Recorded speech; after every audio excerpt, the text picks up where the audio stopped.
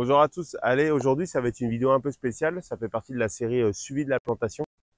On s'est engagé à faire un suivi tous les 6 mois voilà, des difficultés qu'on rencontre, des nouveaux arbres qui commencent à produire et puis des avancées qu'on a globalement sur le terrain. 6 mois, pourquoi? Parce que nous, on est dans un climat tropical, hein. On est dans le Yucatan au Mexique. Et un climat tropical qui n'a rien à voir avec un climat équatorial, c'est un climat qui a une saison sèche et une saison humide. Alors avec les changements climatiques, les saisons se décalent un peu, mais ça reste toujours comme ça. On n'a pas les 4 saisons comme en France.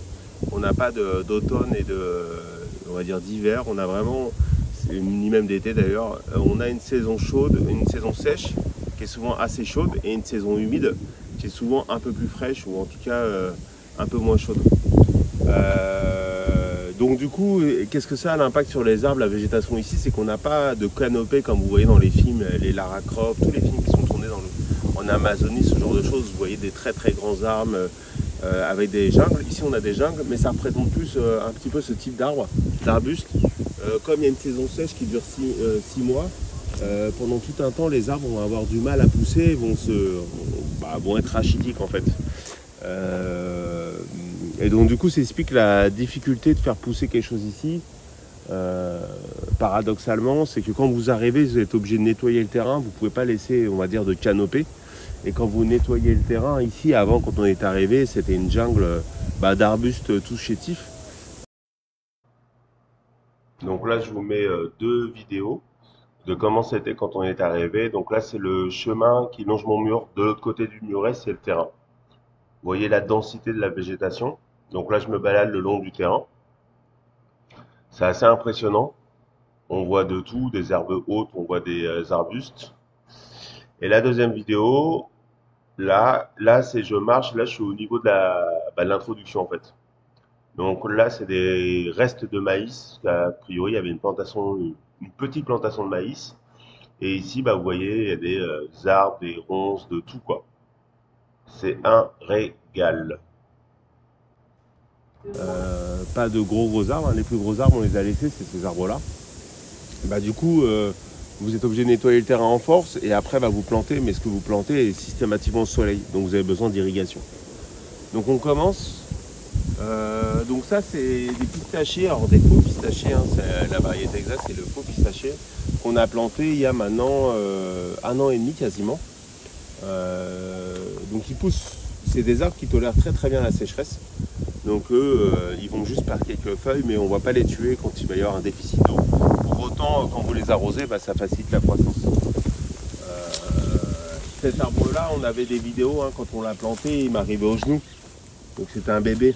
Il m'arrivait au genou ici, et maintenant, il est plus grand que moi. Il fait, je sais pas, au plus haut, il doit faire 2,40 m, 2,50 m. Facile, hein, il fait plus de 2,20 m en tout cas. Et ça, c'est super. Ensuite, un arbre qu'on a planté récemment. Alors quand on a planté récemment, c'est qu'à la base, on avait déjà un arbre qui est décédé soit à cause de la saison humide où il a reçu trop d'eau, soit la saison sèche où il n'avait pas assez d'eau. Et donc là, ça, c'est un arbre qui s'appelle un Senitso qui fait des petites fleurs violettes, pourpres, qui est très mellifère. Alors on sait tous l'intérêt d'avoir des arbres mellifères dans un terrain, et encore plus quand vous allez faire une plantation. Donc celui-là, il peut monter a priori jusqu'à 4 mètres de haut. Ici, alors, j'ai un doute, je crois que c'est un Zapote Blanco. C'est un arbre local. Je crois que c'est ça, je crois que c'est un Zapote Blanco. C'est un arbre fruitier local qu'on a planté un petit peu avant celui-là. Du coup, il supporte très bien la saison sèche, il n'y a pas de problème. Ça, c'est un cerisier du Japon. Il y a 6 mois à peu près. Il a fait, donc j'en ai 2 dans le terrain, ils ont tous les 2 fleuri exactement en même temps, ils ont fait plein de petites fleurs et puis paf, elles sont toutes tombées, plus rien.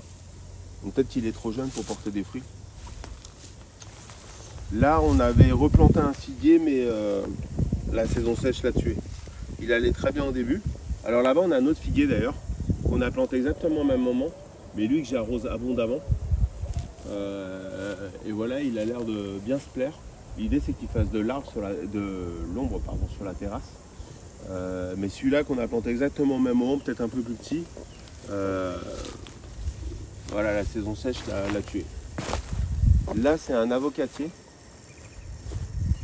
Donc lui, là, par exemple, il a 1 an et demi. Donc il pousse pas très vite en fait. Il y a des saisons dans lesquelles il va rien, il va végéter. Et puis bah là, pendant la saison sèche, avec pas mal d'arrosage, ouais, je sais pas, il a éclaté, il nous fait un beau port-feuillu. J'avais peur au début qu'il meure parce que les avocatiers, ils n'aiment pas du tout être en plein soleil. Mais encore une fois, sur ce terrain, j'ai pas le choix, je suis obligé de mettre des arbres en plein soleil. Et ben il a tenu. Là, on arrive sur 3 manguiers. Donc celui-là, il était un tout petit peu plus petit que moi. Et maintenant, il fait 3 mètres facile. Je ne sais pas quelle variété de mangue c'est. On va voir quand il fleurira.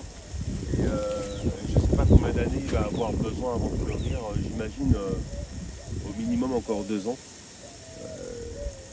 Faut que je regarde comment pouvoir les maintenir. Parce qu'un manguier, ça peut monter à 10 mètres. Chez nous, on en a un qui est assez vieux, qui a 40-50 ans et qui monte très haut. Il faudrait voir si on arrive à les maintenir à une taille plus raisonnable. Il a été planté en même temps que son cousin. Un manguier, ça produit à peu près toutes les 2 années. Il y a 1 année sur 2, je ne sais plus, ça porte un nom, ces arbres-là. Donc bon, je les ai plantés en même temps, donc il y a des chances qu'ils produisent en même temps. Mais en fait, on n'en sait rien, parce que ça dépend de l'âge de la bouture. Ici, c'est une autre variété de manguier qu'on a planté. Donc on avait planté 3 en même temps. Donc ces arbres, ils ont 1 an et demi. Le 3e était mort, je ne sais pas pourquoi. Du coup, on en a replanté un d'une autre variété. Puis bah, pour l'instant, ça va bien. On voit le tronc qui s'épaissit. Donc ça, c'est pas mal. Là, on a une série de 3 goyaviers. Assez dur à dire pour nous. Donc celui-là, il va moins bien. Mais ça va. Et celui-là, c'est celui qui prend le plus d'espace. Donc je suis obligé de le tailler parce que lui, il prend vraiment de l'espace en 3D. Il nous a fait plusieurs fois des fleurs et il n'a jamais produit pour l'instant. Donc le 3e goyavier, ceux-là, ils ont 1 an et demi, comme j'ai dit. Ça, c'est des grenadiers. Il y en avait 2. Pourquoi je dis il y en avait 2, c'est que celui-ci, il est décédé. Et celui-là, il se porte bien. Donc c'est exactement les mêmes variétés, c'est des variétés locales. Et celui-là, il a même commencé pour la première fois à nous faire et des fleurs. Et il y a 2 fruits qui sont portés.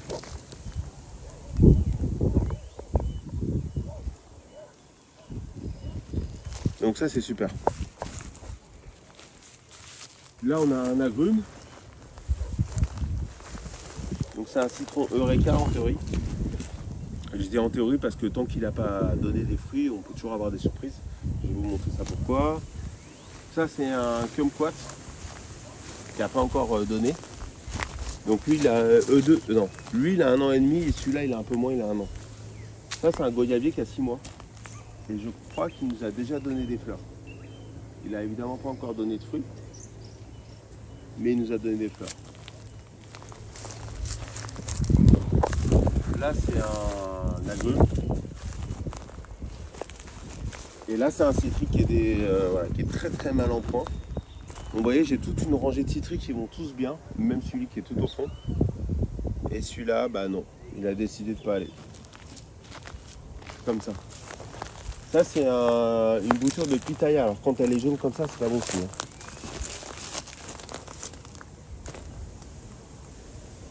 Non, elle n'est pas molle, donc elle n'est pas pourrie à l'intérieur. Mais jaune, c'est soit un excès d'arrosage, soit un manque d'arrosage. Comme je l'arrose en même temps que ceux-là, je vais arrêter de l'arroser pour voir si ça repart. Mais ouais, elle est pas. C'est une bouture que j'avais piquée de là, regardez. Non, je dis une bêtise, de là. Donc là, des pitayas, ça pousse partout. Là, est-ce que tu peux zoomer peut-être? Je sais pas si on le voit bien. Je vais aller le montrer. Je me suis dit, le mur, je sais pas dans quel état il va être le pitaya si on bouge le mur. J'ai pas envie qu'on le fasse disparaître entièrement. Il a dû galérer pour pousser. Et du coup, j'avais coupé une branche, c'est pas une branche, un morceau, et je l'avais planté là, et il avait commencé à prendre, il avait bien poussé. Et là, il n'aime pas du tout la saison sèche, alors que normalement, c'est sa saison. Donc des pitayas, on a tout le long du chemin. Donc au pire, j'irai en récolter d'autres. Faut que je tourne, hein. Des broussailles. Ensuite, on va aller... Donc ouais, ça c'est nouveau. Hein. Ceux qui suivent mes vidéos le savent, hein, je suis en train de travailler pour faire la route, ce qu'on appelle une route carrossable. Donc là, on le voit, hein, je mets une bâche dessous, qui est une bâche qui a 90% opaque, je pense. Donc pour empêcher que les mauvaises herbes repoussent, et je mets des graviers par-dessus. Les graviers, ils ont une double fonction, une triple fonction. Hein. La première, c'est de maintenir la bâche. Ça paraît évident, mais quand il y a du vent, la bâche va s'envoler si vous laissez juste une bâche. Et même si vous la graffez avec des agrafes de terre, ça ne suffira pas. La deuxième, c'est d'occulter la bâche pour la protéger, parce que les rayons du UV l'attaquent. Et la troisième, c'est esthétique. Voilà, c'est une bâche qui n'est pas imperméable, donc qui est perméable pour que l'eau puisse s'écouler à travers et puisse rentrer dans le sol. Climat tropical veut dire quand ça pleut fort. On va aller là-bas, on va montrer le bassin 3 minutes, alors on va prendre les permissions. Parce que les bassins sont liés à la plantation en fait. Donc j'en ai parlé dans plein de vidéos, et pour ceux qui ne regardent que ce résumé-là. Pourquoi on a fait un bassin? C'est pour avoir un point d'eau. Parce qu'on est dans une région particulière où il n'y a pas de rivière. Les rivières ici n'existent pas, elles sont souterraines, ça s'appelle des cénothèques. Et ça a des avantages comme l'évaporation, il n'y a pas d'évaporation, mais ça a des inconvénients. Elles ne sont pas assez à l'eau.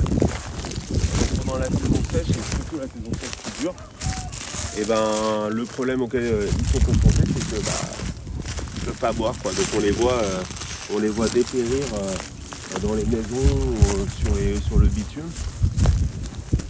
Et donc avec des points d'eau comme ça, outre le fait que ça attire plein d'oiseaux, ces oiseaux-là, ils vont aller boire ici plutôt que d'aller taper dans les fruits quand j'en aurai. Donc ça, c'est le premier avantage. Et le deuxième, c'est que ça crée un espace de vie pour tous les pollinisateurs. Donc il y a beaucoup d'abeilles qui aiment bien frétiller ici. Je ne sais pas si on va aller voir l'image. Je ne sais pas si tu peux zoomer, mais là, il y en a plein là. Au-dessus des accordéons d'eau, là. Il y en a énormément. Et il y a énormément de libellules. Donc, il n'y a pas de poissons. Parce que les poissons, c'est des super prédateurs. Hein, ça ne mange pas que les larves de moustiques, ça mange toutes les larves. Et puis, du coup, le fait de ne pas avoir de poissons, je ne vais pas me préoccuper du fait qu'il y ait des algues ou pas d'algues.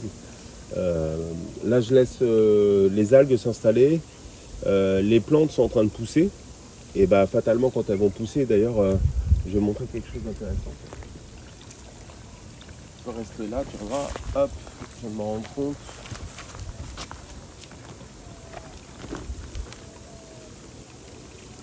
Regardez, les racines, elles sortent déjà. Et ces racines, ça c'est une colocasia. C'est une black beauty, je crois qu'elle s'appelle. Elle est noire à l'intérieur. Ces racines-là, elles absorbent tous les nitrates et les machins et ça fait pousser. Donc vous n'avez même pas besoin, quand vous faites quand vous mettez... Alors pourquoi ils sont mis en pot? C'est parce que si vous les mettez directement dans le bassin, ça s'étend et c'est incontrôlable. Alors que quand vous les mettez en pot, toutes les racines sont capturées dedans. Donc c'est plus facile. Là, vous voyez, il y a un rejeton. En théorie, je pourrais les séparer, je pourrais les sortir. Mais bon, ce qui est important de voir, c'est que ces racines-là, elles absorbent tous les nitrates qui sont dans l'eau. Et donc plus il y a de nitrates, plus elles vont en absorber. Et donc l'équilibre va s'installer. C'est juste que ce bassin, il a combien de temps? Il a quoi, 1 mois et demi? La femme ne sait pas non plus. Il a 1 mois et demi, donc faut juste laisser l'équilibre se faire. Les plantes, au final, c'est plus facile de maintenir des plantes dans un bassin que dans votre jardin parce qu'il n'y a pas de problème d'arrosage, elles sont tout le temps dans l'eau. Donc c'est beaucoup plus simple. Donc voilà, ça je le veux comme un espace de biodiversité, enfin attirer des pollinisateurs en masse pour qu'après ceux-là se baladent sur mon jardin. Et c'est vrai que les fois d'avant, notamment j'ai fait la remarque lundi à ma femme au dimanche, la dernière fois que je suis venu, je lui ai dit c'est la première fois que je voyais des libellules sur le terrain en saison sèche. En saison humide, quand vous avez des flaques d'eau, vous allez voir des libellules un peu partout. Mais en saison sèche, vous n'en voyez pas, vous ne savez pas où est-ce qu'elles se cachent. Mais elles se cachent. Et là, du coup, je les voyais sur le terrain. Donc, je ne veux pas expliquer toutes les plantes que j'ai. J'ai fait 2-3 vidéos sur le bassin, donc allez les voir. C'est pas trop l'objet de la vidéo, mais l'idée, c'est de dire que vous avez besoin d'un point d'eau pour les oiseaux, pour éviter que vous allez taper dans vos fruits et pour vos pollinisateurs. Et ici, donc maintenant j'ai fait la partie irrigation. Donc je commence à irriguer. Alors en théorie ça ne s'irrigue pas beaucoup, hein, ce type de d'installation. Mais depuis que j'irrigue, il y a le vaporub là, qui était un peu poussif. Bah là, il se développe super bien. Vous connaissez, hein, bah ouais, c'est avec ça qu'on fait je crois, le médicament qui s'appelle vaporub. Et ça, c'est un plant de gingembre qui est reparti, ou de curcuma. Je crois que c'est du curcuma. J'avais des beaux basilics qui tenaient bien, mais en fait, ils tiennent, on va dire, une demi-année. Au bout d'une demi-année, quand vous arrosez pas, ils n'aiment pas, il y a trop de chaleur.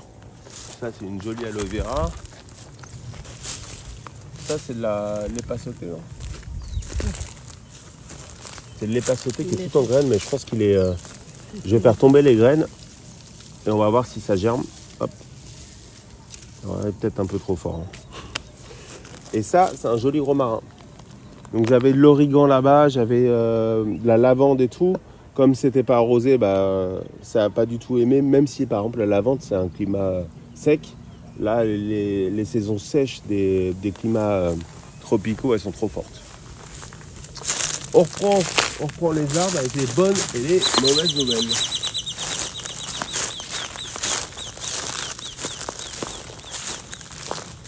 On va commencer là. C'est un avocatier qu'on avait mis qui est décédé. Comme je le disais, les avocatiers, ils n'aiment pas être le plein soleil, donc c'est vraiment assez dangereux. Et là, pourtant, c'était une variété locale qui s'appelait Doble Cosecha. Et une variété mexicaine et tout, mais non. Bon, bah, du coup, j'attends le début de la saison des pluies et je fais recenser tous les arbres qui sont morts. Et je vais tous les remplacer en début de saison des pluies pour leur donner le plus de chances de s'installer et de faire des racines en profondeur et blabla. J'étais un peu trop aventurier. Là, on a un petit litchi. Ça, c'est un litchi que j'ai fait germer moi-même. Là. Ça, là. Alors, j'ai fait ça parce qu'un litchi... faut savoir qu'un litchi comme ça, en graines, que vous faites germer, ça met 20 ans avant de produire en moyenne. Mais j'en ai planté un qui était beaucoup plus âgé là-bas et je me suis dit, bon, bah autant le tenter, quoi. Voir si ça passe. Ensuite, noix de macadamia. Celui-là, il a 1 an et demi. Il a passé la première saison sèche. Et c'est là la deuxième. J'ai perdu mes 2 noix de macadamia sur cette saison sèche-là. C'est incompréhensible. La précédente, il n'y avait pas eu de problème alors que j'avais pas de système d'arrosage comme ça. Je devais y aller manuellement. Et là, non. Là, je continue de l'arroser, on ne sait jamais. Mais je vois rien de vert, donc je pense pas qu'ils repartent. C'est triste, mais je peux pas faire grand chose. Là, j'ai planté un fruit de la passion. Fruit de la passion, donc il y en a un là-bas que j'ai pas montré, et un troisième que je vais vous montrer ici. Il lutte un peu parce que c'est la saison sèche, encore une fois, même s'il a arrosé. Hein. Mais vu qu'il a survécu pour l'instant, je pense que ça devrait aller. Il y a une variété de fruits de la passion endémique dans le Yucatan. C'est une variété qui fait des très gros fruits, très acides. Ceux-là, je ne sais plus lesquels c'est. Ça, c'est l'autre fruit de la passion. À chaque fois, je les ai encordés à côté d'un arbre pour qu'ils puissent monter tranquillement. Bon, pour l'instant, ça marche pas super bien. Parce qu'il faudrait que je les vérifie et que moi-même, je les attache. Là. Mais je sais pas si ça marche bien. Non, il est sec celui-là. Ouais, de temps en temps, je viens de les réattacher pour être sûr qu'ils montent. Parce que l'idée, c'est pas qu'ils aillent s'étendre sur le sol, mais plutôt qu'ils grimpent vers le soleil. Ensuite, là, on a un guanabana. J'ai l'impression qu'il végète, c'est-à-dire qu'il fait des feuilles, mais j'ai pas l'impression qu'il pousse en hauteur. Je sais pas pourquoi. Je sais pas à quelle saison, alors, suivant les arbres, il y en a qui sont censés pousser saison sèche, d'autres saison humide, j'en sais rien. Faudrait que je me renseigne maintenant pourquoi celui-là, il a pas l'air de vouloir pousser quoi. Il a 1 an et demi. Ça, c'est un orangé sanguin, donc évidemment le guanabana il n'a pas produit. L'orangé sanguin, il ne produit pas. Donc ça j'ai hâte. Hein. Les oranges sanguines c'est super bon. Et on n'en trouve pas ici localement, on n'en a jamais vu. Donc si je peux en avoir, ça serait super. Ça c'est une belle réussite, donc c'est un grenadier local. Et ça fait la deuxième fois qu'il produit des grenades. La première fois, il les a avortées toutes petites. Quand je dis toutes petites, c'est légèrement plus grande que cette taille-là. Et là, ça, c'est sa première grenade qui est pas très jolie, là, de sa deuxième génération. Vous savez, un fruitier, les premières fois que ça va fleurir et faire des fruits, ça va jamais être des fruits super. Et c'est les fois suivantes que ça va être pas mal. Là, il y en a une troisième grenade. Si vous cherchez bien, il y en a une quatrième ici. Il y en a une quatrième ici. Donc voilà. Celui-là, on peut dire qu'il commence à produire. On va voir si ces fruits arrivent à maturation, quelle taille. Les variétés locales, elles sont pas super. Il y a une variété de grenadier qui s'appelle Wonderful, qui fait des belles grenades là, et avec un fruit bien juteux à l'intérieur. Je vais voir si j'arrive à les trouver. Il me semble que j'en ai planté une sur le terrain. D'ailleurs. Ensuite, bananier. Alors ce bananier, c'est le premier que j'ai planté, j'en ai plusieurs sur le terrain. C'est une variété du Chiapas, je crois, c'est une autre région du Mexique. Il m'a fait déjà, ça c'est son troisième rejeton. Les deux premiers, je les ai plantés. Le premier, il est quelque part, je crois que c'est celui-là. Et le deuxième, je ne sais pas ce qui s'est passé, il est mort. Et le troisième, voilà, il est en train de pousser. Donc le bananier, c'est quelque chose qui fait beaucoup de rejetons. Donc quand vous en avez un plant, ça va vite se démultiplier. Et les rejetons poussent toujours au pied de l'arbre maître. Et vous avez juste à donner un coup de pelle pour le séparer. En essayant tant bien que possible de ne pas abîmer la racine du rejeton.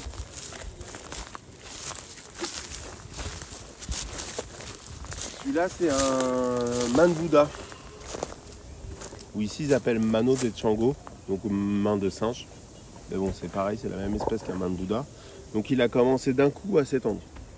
Il nous a pas fait de fleurs pour l'instant. Contrairement à celui-là, qui est un citron caviar, qui lui a perdu toutes ses feuilles. Enfin, perdu. Elles sont faites, bah là c'est intéressant, on le voit. Tu t'approches, tu vois, elles ont comme été croquées. Tu vois là? Croquées. Et en fait, c'est les fameuses fourmis coupeuses de feuilles, leaf cutter ant, qu'on a partout dans le Yucatan, qui sont une véritable plaie pour le coup, qui sont en permanence là et qui elles vont, surtout chez les agrumes et certains arbustes à fleurs, vont venir et méthodiquement couper une à une les feuilles. Et pourquoi elles font ça? C'est qu'elles les utilisent pour les mettre dans leur nid. Elles cultivent un champignon spécial et elles se nourrissent de ce champignon-là. Il y a beaucoup d'études scientifiques parce que c'est un phénomène hyper, on va dire, impressionnant. Parce que c'est un travail d'équipe et c'est surtout, il y a une volonté de cultiver d'une espèce animale en fait. Elle les mange pas directement ces feuilles-là, elle les utilise pour cultiver en tant que support. Le problème, c'est que elles sont dures à diriger. Hein. C'est-à-dire que quand elles ont décidé de mettre un arbre, de le dépouiller, vous allez galérer à les diriger. Donc là, il y a une technique qui est de mettre un papier film et de le recouvrir de graisse. Alors il y en a qui utilisent la graisse automobile, moi j'utilise la vaseline. Ça marche aussi. Alors ça marche quasiment tout le temps, sauf certaines fois, et c'est impossible à comprendre en fait pourquoi ça marche pas tout le temps. On voit que là les feuilles elles repoussent pas, mais on ne sait pas si c'est parce que c'est pas la saison où elles devraient repousser, ou si c'est à chaque fois qu'elles repoussent elles vont l'attaquer. Aucune idée. Là j'ai un autre fruit du Japon, comme tout à l'heure, c'est un des premiers arbres qu'on a mis ensemble. Donc oui voilà, je disais, ils ont tous fleuri en même temps.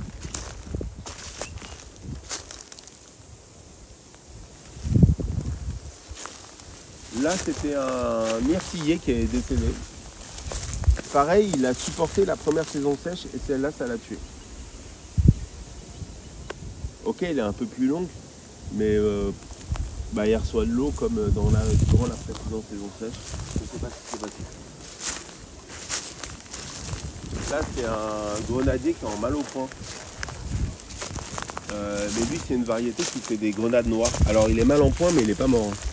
Regardez, il fait des pousses encore. Un grenadier, c'est quand même assez solide, mais ça peut tuer. Hein, près du mur tout à l'heure, oui, il y avait un grenadier qui était mort. Ça, c'est une variété qui fait des grenades noires. Oh, il y a des aigles partout en ce moment. Là, j'ai malheureusement perdu mon durian. Le durian, vous savez, c'est le gros fruit asiatique qui pue. Enfin, en théorie, c'est un durian, hein, mais regardez comment il est noir. Voilà, on a l'impression que quelqu'un a mis une loupe sous le soleil, quoi. C'est incroyable. Donc voilà. Après, encore une fois, je savais pas si c'était vraiment un durian. Il aurait fallu attendre qu'il pousse, mais là, c'est sûr que je le saurais jamais. Ça, c'est un bananier, c'est une variété de Hawaï qui fait des bananes bleues. Et par exemple, j'arrive pas à expliquer pourquoi le tronc ne pousse pas. C'est quand même bizarre. Enfin, ce bananier, le tronc pousse, celui-là, pas du tout. De ce que j'ai lu, la phase, ça porte un nom cette phase-là, enfin pas végétative, mais une phase où il fait croître son tronc, ça dure entre 150 et 250 jours. Mais là, ça fait beaucoup plus que 150 jours. Je l'ai planté il y a beaucoup plus que 6 mois. Bon, bah on continue de l'arroser, il va bien finir par pousser celui-là. Ça, c'est un fruit du jacquet, donc ça fait les plus gros fruits qui existent sur la planète. Des fruits qui peuvent faire quelques dizaines de kilos. Voilà, lui, il pousse tranquillement. Alors ça, c'est un arbre, faut pas être pressé. Hein. Après, vu la taille des fruits qu'il fait, le tronc, il doit être bien costaud avant de porter des fruits. Donc évidemment, il n'a pas encore produit. Là, on a un citron eureka, je crois. Hein. C'est un agrume, c'est sûr, mais je crois que c'est un eureka.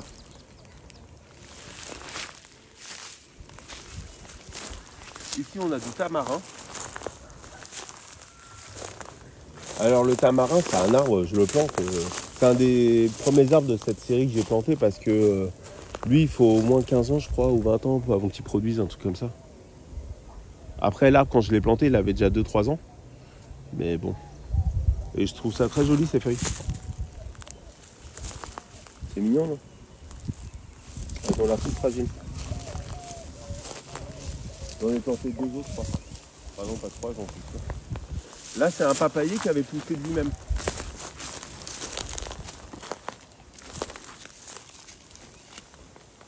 Alors, là, on a récolté quelques fruits. C'est la variété sylvestre, même beaucoup de fruits. C'est une variété qui est hermaphrodite et qui, comment ça s'appelle bah, là, elle est venue d'elle-même. Enfin, c'était spontané. Sûrement un oiseau qui a ramené cette graine-là. Et là, il a perdu toutes ses feuilles. Bon, il reste quelques fruits, mais qui sont pourris. Donc, je ne sais pas si ça fait partie de son cycle de vie, de perdre toutes ses feuilles et de se remettre à pousser après, parce que normalement, l'espérance de vie d'un arbre de cette variété-là, c'est 6-7 ans. Et là, c'est sa première année de production. Donc, à voir. Après, c'est pas très grave, j'aurais aimé planter d'autres papayers, parce que ça fait des papayes qui sont petites et qui sont finalement pas super intéressantes à manger, qui sont plus intéressantes pour les oiseaux. D'ailleurs, j'étais en compétition avec les oiseaux quand je voulais le manger, parce que souvent ils se faisaient attaquer. Et j'aimerais bien planter des vraies variétés de la marandole qui est la plus connue. Mais du coup, j'ai besoin de mâles et femelles pour qu'elles se pollinisent, pour avoir quelques papayes. Surtout qu'un arbre, ça produit 30 ou 40 papayes à chaque semence.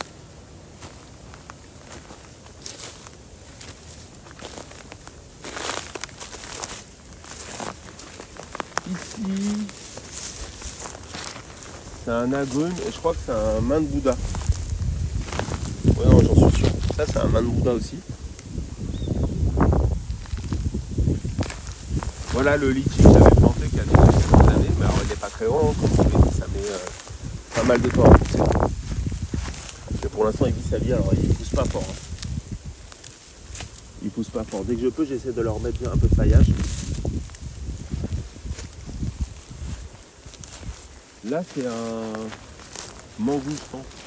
Mangoustan, c'est comme un litchi, mais avec des poils.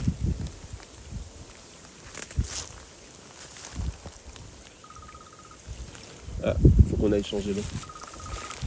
Allez. Je vais vous montrer comment j'irrigue. Là, on a un fruit du jacquet qui s'appelle Yaka localement. Ça, c'est un manguier, mais c'est une variété japonaise qui s'appelle Miyazaki, qui fait des mangues rouges.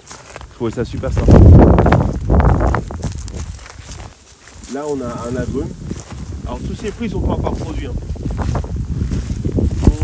Les arbres ont environ 1 an.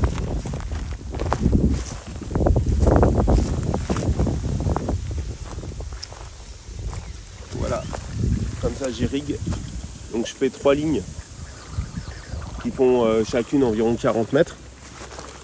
J'ai pas compté le nombre d'arbres, mais ça fait à peu près 10 arbres par ligne. Donc en gros, j'irrigue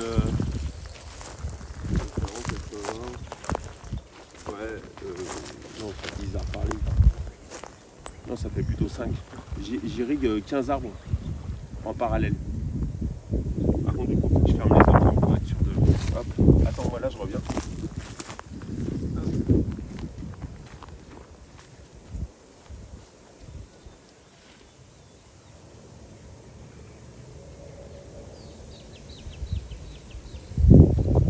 Voilà.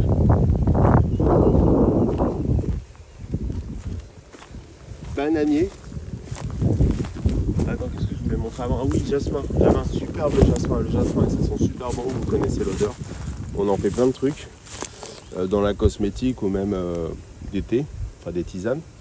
Et là, regardez. Il a plus du tout de feuilles. Donc à chaque fois qu'elles repoussent, ils se font bouffer par des fourmis. Les fourmis adorent le jasmin.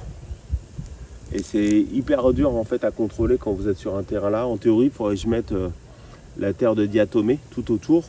Mais c'est un produit qui est assez toxique, pas que pour les fourmis. Et puis surtout, à la première pluie, ça dégage le produit, quoi. Et là, je peux pas mettre du cellophane autour du tronc parce qu'il est tout petit en fait. Donc j'ai pas de solution. Ne serait-ce que continuer de l'arroser et espérer qu'un jour les fourmis s'en détournent. Ah oui, là j'avais un figuier que j'ai planté exactement au même moment que l'autre. Et regardez, il est tout sec. Tout sec. Après, est-ce qu'il est mort? Je sais pas. Faut pas croire, mais des fois ça repart. Des fois ça repart. Mais voilà. Ça m'apprendra à planter en début de saison sèche. Ça, c'est du tabac. Tiens, là, on sent le tabac. Hein. Ça me rappelle, je crois que mon grand-père fumait ou ma grand-mère fumait. Ça me rappelle vraiment l'odeur de ces cigarettes. Avant d'être fumé, évidemment. Enfin, avant d'être allumé. Donc ça, c'est un truc spontané qui a poussé. J'ai trouvé ça amusant. Je l'ai laissé pousser. Parce que ça fait des fleurs qui attiraient beaucoup les pollinisateurs. Et je me demande si dans ces fleurs, il n'y a pas des graines, tout simplement. Et autant attirer au maximum. Alors, j'ai pas prévu de faire une plantation de tabac, je fume pas, mais l'odeur, je la trouve pas si désagréable. Enfin, rien avec des cigarettes. Et autant avoir des fleurs qui attirent les abeilles et qui les envoient autant que possible. Ce bananier, là, souffert d'un coup. Je sais pas ce qui s'est passé.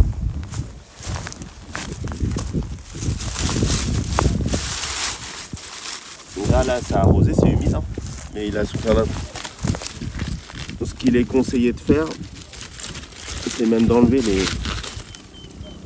les feuilles. Mais on voit, c'est bien vert hein, au niveau du tronc. Hein. Donc c'est peut-être juste elles ont pris peut-être juste un coup de soleil, j'en sais rien. Et donc ça, c'est un rejeton du premier bananier. Il y a souvent des abeilles qui viennent se mettre ici, qui viennent butiner, il doit y avoir un truc un peu sucré. Par où allons-nous? Par là? Ah oui, d'abord, là c'est un manguier. Hein. On reconnaît les feuilles. Hein. Les feuilles, elles sont caractéristiques. Je crois que c'est la variété Ataolfo, c'est des petites mangues jaunes qui sont très très appréciées ici localement. On les trouve souvent dans les supermarchés. Et là, un bébé qui commence à produire un beau figuier. La première réussite en tant que figuier. J'adore les figues, mais en plus j'en ai besoin. Alors, je sais pas si tu sens l'odeur. Et on sent l'odeur de... Alors avant que ça commence à produire, là on voit des fruits. Hop, t'approches. Il y en a un ici. Il y en a un autre là. Et on voit qu'il y a des pousses ici qui arrivent là. Je sais pas si on voit avec mon doigt ou pas. Ouais. Avant que ces fruits arrivent, ça sentait l'odeur de la figue en fait. Mais je pense que les arômes de la figue sont aussi dans les feuilles, non? Les feuilles, on peut les utiliser. Et c'est super. Le figuier, c'est un arbre qui se bouture bien. Donc je le laisse prendre des forces et après je commence à couper. Et je prends des boutures et je vais les mettre un peu partout sur le terrain parce que le figuier, c'est vraiment un arbre pour moi qui est génial. Et c'est la variété qui s'appelle Black Nixon, on l'a pas en France, mais ici c'est la seule variété que j'ai trouvée facilement. Ça c'est un anarcadier. Qu'est-ce que c'est un anarcadier? Ça donne des noix de cajou. Alors ça va, il était très mal en point et là il a l'air de faire des petites feuilles et tout. Les noix de cajou, elles poussent à la suite d'une espèce de fruit qui ressemble à une pomme un peu aplatie. Mais il faut savoir que les noix de cajou, vous ne pouvez pas les manger, vous ne pouvez pas les récolter et les manger en tant que telles. Elles sont dans une coque qui contient un gaz toxique. Donc normalement, vous le faites péter la coque. Donc, quand je produirais des tonnes de noix de cajou, je regarderai. Mais en gros, c'est pas un fruit qui se mange comme ça. Là, c'est un goyavier qui est le plus jeune de tous les goyaviers qu'on a été plantés et c'est le plus beau en fait. Donc là, il se plaît super bien. Je vais devoir le tailler. Je pense que je vais le tailler un petit peu. Il nous a fait quelques fleurs et il nous a fait notre premier fruit qu'on a mangé avec ma femme il y a quelques semaines. Et c'était un fruit hyper aromatique. Vraiment très très aromatique. C'est le fait de l'avoir laissé mûrir sur l'arbre évidemment. Mais pour le coup, ça a un goût très prononcé. Donc si vous faites des préparations à base de goyavier, ça vous aide énormément d'avoir ce type de produit. Ici, encore un main de Bouddha. Donc ouais, j'en ai planté pas mal. Hein. Je crois que j'ai une demi-douzaine de mains de Bouddha. Hein. Donc si avec ça je produis pas de quoi faire, de quoi alimenter une usine, je sais pas pourquoi. Donc main de Bouddha.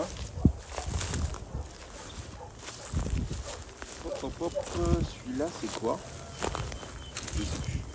Est-ce que j'ai mis son nom au pied? Bah non. Bon bah du coup faut qu'il produise des fruits pour que je vous dise ce que c'est. Mais il a des épines. C'est pas des feuilles d'agrumes ça. Ça ressemble pas du tout à des feuilles d'agrumes, donc je sais pas ce que c'est. Faut qu'il y ait des épines comme ça. Je sais pas. Ici c'est un tamarin. C'est un truc que j'avais décapité une fois, je passais avec la débroussailleuse et je l'ai confondu avec une mauvaise herbe et je l'ai décapité. Et je l'ai laissé et puis bah, il est reparti. C'est comme les agrumes. Hein. Quand vous les coupez, vous les stimulez. Les agrumes c'est pareil, si vous les coupez, vous stimulez la pousse. Alors évidemment si vous faites ça au mauvais moment ou trop souvent, ils vous font la gueule, mais sinon... là c'est un agrume. Ça c'est un oranger sanguin, je crois que j'ai mis là. J'aurais vraiment dû continuer à mettre les noms. Je sais pas pourquoi j'ai arrêté, peut-être par ensuite, mais... Ça c'est un grenadier, et ça c'est la variété Wonderful. Mais il n'est pas super en point. Alors ça c'est chiant là, c'est liane.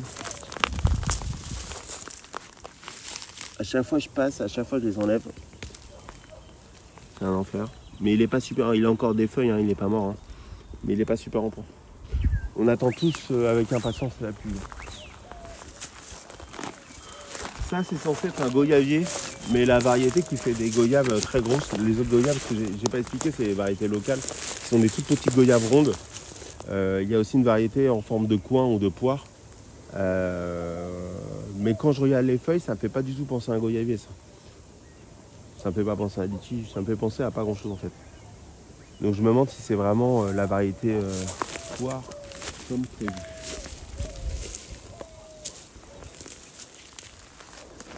Là j'avais fait un semis de papayé. Et le pauvre, non seulement il s'est fait attaquer par les fourmis, mais la sécheresse l'a tué. Bon, pas très grave, c'est un semis. Là c'est un cocotier que j'ai planté. Que les cocos, j'en ai pas du tout sur le terrain et les cocos c'est un formidable fruit, vous pouvez faire plein de trucs avec. Du coup j'en ai planté un ici, j'en ai planté deux là-bas qui sont des variétés naines. Parce que bah, alors, les variétés naines ça peut monter je crois jusqu'à 10 mètres. Hein. Mais la variété standard elle peut monter jusqu'à 40 mètres. Donc les 40 mètres pour aller récolter, c'est pas simple. Alors après vous avez le temps avant que ça monte à 40 mètres, mais quand même. Un arbre qui a produit, donc qui a un peu souffert de la sécheresse mais qui repart là, c'est le kumquat. Donc là il en reste deux mais il était rempli et puis là il refait des belles feuilles. Regarde. Il est sauvé cet arbre.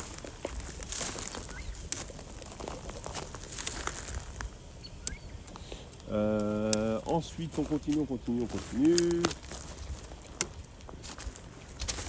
Ça c'est un agrume mais je sais plus ce que c'est. Vraiment, j'aurais dû écrire les noms. Je sais plus ce que c'est. Pam pam. Ça c'est un autre agrume.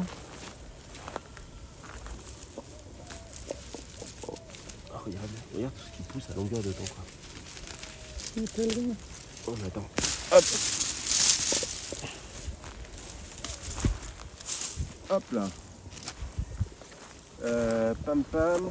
Là un autre figuier qui a séché, hein. C'est incroyable hein. Le pauvre petit. Bon, il était pas très grand mais bon. L'autre était pas beaucoup plus grand non plus. Ça, c'est un Citrus Maximus. C'est un pomelo chinois. Vous l'avez en France, les pomelos chinois, vous le trouvez dans les épiceries. Souvent. C'est un gros pomelo. Alors il y a des variétés qui sont sucrées, d'autres un peu plus acides. Ça je ne sais rien lesquelles c'est. La variété qui est très très sucrée, on ne la trouve pas ici. J'ai pris une variété que inconnue au bataillon, on verra ce que ça donne. Ça fait des très très belles épines. Hein, comme la plupart des agrumes. Regarde, par rapport à mon doigt. Ça régale celle-là quand tu te récoltes.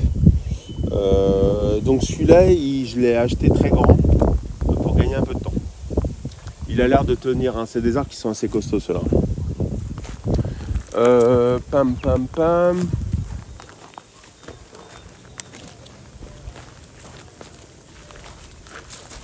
Ça. C'est quoi? C'est un grenadier.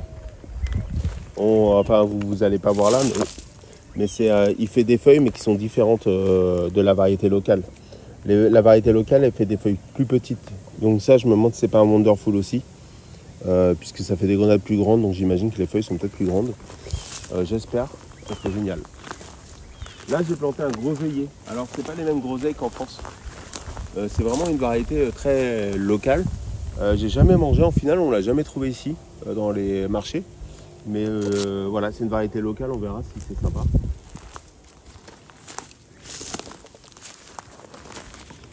Ça, c'est un citron, je crois que c'est un citron qui est, comment il s'appelle, donc qui est rouge à l'extérieur. Je trouvais ça amusant, donc je l'ai planté. On verra si ça tient.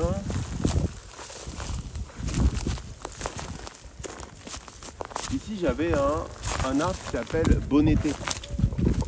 J'avais fait une vidéo spéciale sur ça, qui est une espèce locale, qui fait un fruit qui fait à peu près la taille d'une papaye, mais qui se mange plutôt en légumes. Bah non. Même qu'il y ait une variété locale, il n'a pas supporté la saison sèche et pourtant il a arrosé comme il se doit, quoi. Non, c'est infernal. C'est infernal. Là, on a un tamarin très chétif. C'est lui qui tient. Et là, on a un arbre qui donne.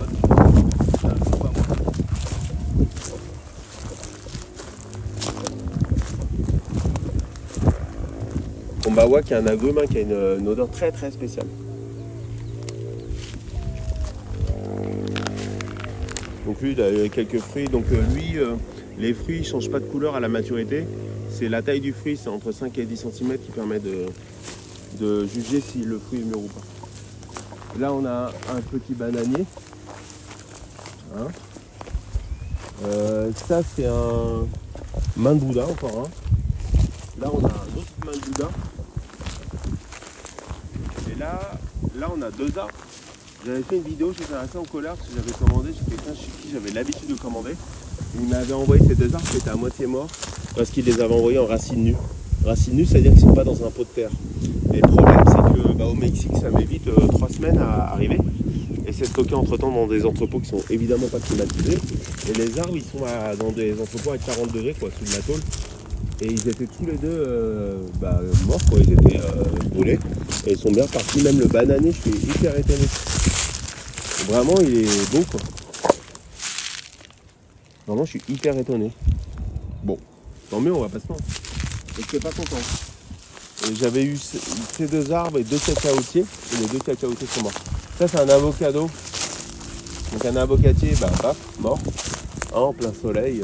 Il n'a pas du tout aimé. Ça, c'est un agrume. Alors j'ai mis la protection parce qu'il se faisait attaquer par les fourmis. Vous voyez, les feuilles avaient repoussé entre temps. Et voilà, il est sec. Hein. Voilà. pieds, ici. Et ici, là et là-bas, c'est la cannelle. La cannelle, c'est pareil, c'est un arbre qui est assez fragile, qui n'aime pas du tout être en plein soleil. Donc je l'ai mis là où il y avait des arbres autour. Faire un peu d'ombre en sachant que cette saison sèche serait difficile. Donc celui-là, il est cramé, il a l'air bien cramé. Jusqu'au bout, non? Ouais, celui-là, il est cramé, mais les deux autres sont encore vivants, mais ils ont les feuilles sur la gueule. Celui-là, on voit encore vert. Donc il faut juste attendre patiemment la pluie qui passe cet état. Et voilà, ça devrait passer. Et on va finir par le dernier arbre qui est un agrume. Ah non, ça c'est un zapote blanco aussi.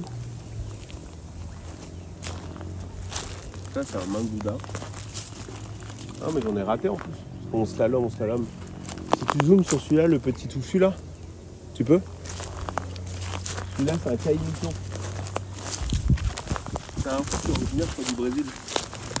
Pareil, j'en trouve pas ici, c'est un truc, c'est un arbre que mon beau-père m'a offert, qui était tout petit. Et là, il fait tranquillement son chemin. Alors, lui, comme il est petit, il y a toutes les lianes qui veulent... Regardez tous les papillons. T'as vu ou pas? C'est là qui était dedans, que j'ai dérangé. Ça, c'est quelque chose que vous voyez jamais en saison sèche, normalement. Et là, grâce à la mare, je vois énormément d'insectes de ce type-là. Et ça, c'est super en fait. C'est super. Voilà. Donc, caïmito.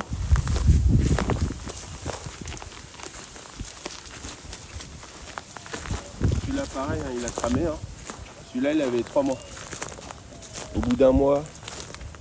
Alors, celui-là, c'est quoi déjà? Je sais plus ce que c'est, mais c'est un truc de katane. Bah, paf. Là, c'est un mangouda. Mangouda, et ça repart. Ah, vous voyez, quand il y a des pousses, tiens, tu peux t'approcher un petit peu, justement. Vous voyez, là, il y a ma tige là. Et au pied ça repousse. Ça, il faut les couper dès que vous voyez. Parce qu'en fait, ça prend toute l'énergie. Si vous voulez que votre arbre pousse, il faut qu'au pied, il n'y a rien qui pousse. Et que toute l'énergie parte en l'air. Sinon, là, ça va être prioritaire. Et du coup, bah, ça va être délaissé. Et ça, c'est marrant. Vous voyez des feuilles découpées. C'est pas ici, c'était chez moi. Avec ma femme, quand on gardait cet arbre-là dans un panier, on était obligé de le mettre dans un seau d'eau pour pas que les fourmis viennent l'attaquer. Sinon, elles venaient le dégommer. Et ici, personne vient. Donc, allez savoir pourquoi. Ici, cet arbre, il n'est pas attaqué. Et voici le dernier arbre dont je voulais parler. Ça, c'est censé être un citron meilleur. Et il y a encore des papillons. Vraiment. Il devient jaune. Ah, il devient jaune, hein? Ouais, j'allais dire que je me suis fait arnaquer, mais... mais il est en train de devenir jaune. Hein. Et normalement, enfin, parce que de ce que j'ai lu sur les citrons meilleurs, c'est que ça commençait jaune et ça finissait jaune orangé. Et là, bah, c'est la première journée où on le voit jaune. Encore quand je suis venu dimanche, lundi, il était tout vert. Et pour moi, du coup, c'était pas bon signe. Mais peut-être que du coup, c'est vraiment un citron meilleur. Ah oui, normalement, les feuilles sentent quelque chose. Ah ouais. Tiens, confirme, jeu d'acteur ou pas? Ah si, ouais. Ça sent, tu sais ce que ça sent? Ça sent les chewing-gums au citron. C'était quoi les... Ça ne travaille pas les chewing-gums au citron qu'on a en France? Ah ouais, c'est incroyable. C'est génial. Donc ça, ouais, ok, ils disent que le citron meilleur, ça, la feuille sent énormément. Donc ouais, finalement, j'allais dire, encore une fois, j'allais cracher sur le dos des revendeurs, parce que les revendeurs, c'est le même problème qu'en France. Ils vous vendent des plants, et ils vous disent, ça c'est un durian, ça c'est je sais quoi, ça c'est un bananier ou n'importe quoi, et au final, tant que ça n'a pas sorti le fruit, vous ne savez pas quelle variété c'est. C'est pas forcément volontaire, eux ils peuvent se tromper, mais des fois c'est aussi de la malhonnêteté. Alors évidemment quand vous connaissez le pépiniériste c'est différent, mais le problème que j'ai ici et qu'on a tous, c'est que les pépiniéristes locaux ne fournissent que des arbres locaux. Ils n'ont pas la curiosité de fournir des arbres tropicaux qui viennent d'autres pays ou ce genre de choses. Ce qui est dommage, ça pourrait faire une diversité. Et du coup, quand vous voulez des arbres tropicaux qui viennent d'autres endroits, il faut les trouver souvent en ligne. Et là, bah, du coup, même avec le système de réputation, c'est pas fiable. Parce que bah, un arbre met souvent plusieurs années à produire. Et là, bah, j'avais prévu mon discours pour dire attention, vous pouvez vous faire arnaquer. Bah, là, visiblement, c'est pas le cas et on va vraiment avoir un citron meilleur. Et je suis super content parce que vous le savez, dans les pays tropicaux, c'est l'inverse que dans les climats tempérés. Tout ce que vous trouvez tropical, comme de la mangue, de la papaye, des citrons verts, bah, nous, c'est le normal. Et tout ce qui est tropical pour nous, c'est plutôt les pommes, les poires, ça n'existe pas chez nous, ça ne peut pas pousser. Et donc, c'est des fruits qui sont assez recherchés. Donc voilà. Je conclurai sur le fait de... Bah là, ça fait déjà 6 mois qu'ils sont passés depuis la dernière vidéo. On voit la plantation, hein, on peut faire qui commence à se dessiner. Tout est planté rapproché, mais encore une fois, c'est volontaire. C'est volontaire. Donc juste pour rappeler, ça fait à peu près 4000 m². Je ne sais pas si ça se rend, on s'en rend compte à l'écran, mais ça fait ouais, entre 3006 et 4000 m². C'est un terrain qui fait un peu plus de 5 hectares, donc qui se prolonge, on va dire, devant, tout autour de la plantation, qu'on va nettoyer progressivement et probablement pas entièrement pour garder une zone, on va dire, une zone sauvage. Mais voilà, je suis obligé moi de désherber régulièrement parce que bah, c'est climat tropical et du coup bah, ça devient vite une jungle. Mais voilà, j'essaie de laisser des îlots de verdure pour que les insectes puissent se nourrir et se balader. Hâte de se coucher de soleil. Donc prochaine vidéo, ça sera sûrement en janvier. Ah pareil, là regarde, cet arbre, je ne sais plus si j'en ai parlé dans le doute enfin. Un citrum aurinum. Ça fait un citron très bizarre. J'étais trop content de le planter, il a dépéri. Et là pourtant je lui ai mis un paillage de fou, je l'ai arrosé de folie. Bah non. Voilà. Donc voilà, sur ce je vous laisse. Une vidéo un petit peu longue aujourd'hui, mais c'est pour la bonne cause. Il y a une centaine d'arbres à parcourir ensemble. Ça prend un peu de temps et du coup la plantation va vraiment changer par rapport aux 6 derniers mois si vous allez voir la vidéo précédente. Je vous la mettrai sûrement en lien quelque part. Voilà. Salut les amis. Ciao.